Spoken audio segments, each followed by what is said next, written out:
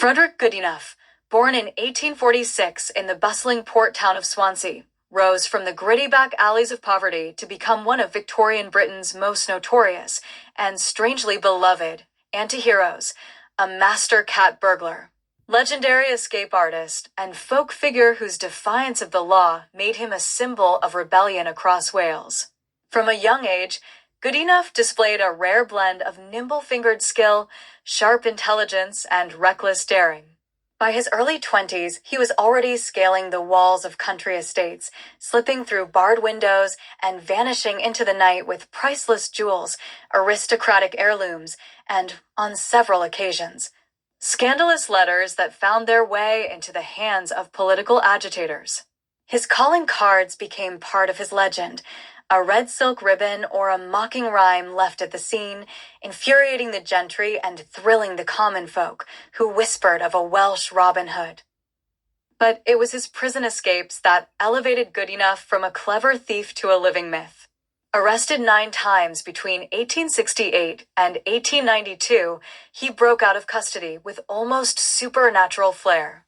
In Hereford, he slipped out of iron manacles using a hidden brass wire he'd smuggled in his boot heel.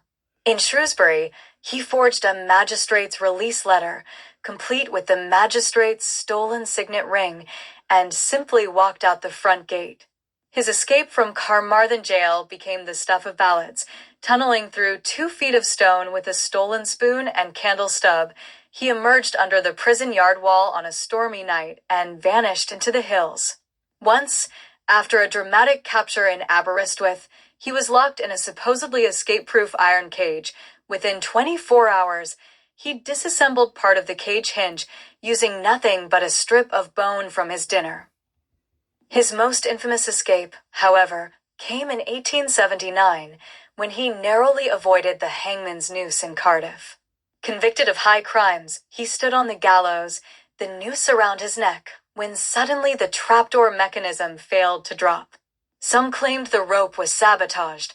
Others whispered of a bribed official holding a forged reprieve. Whatever the truth, Goodenough was led back down, smirking, and within days he had escaped custody entirely, disappearing into the countryside and sparking riots in local taverns as common folk toasted his survival. For decades, newspapers and street singers alike chronicled his exploits. Though the Crown labeled him a criminal, the public saw him as a symbol of defiance against a rigid and often cruel legal system. He rarely used violence, preferring deception, disguise, and cunning. Many swore he gave some of his spoils to struggling families, though this was never proven.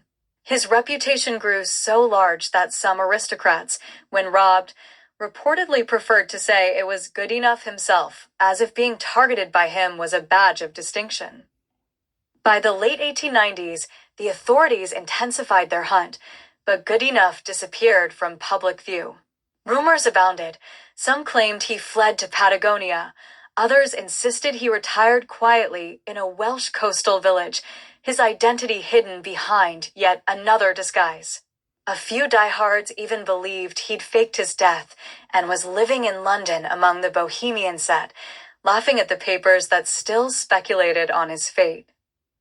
Whether rogue, folk hero, or master illusionist, Frederick Goodenough remains one of Victorian Britain's most captivating figures, the cat burglar who mocked the gentry, defied the courts, and, time and again, outwitted the noose.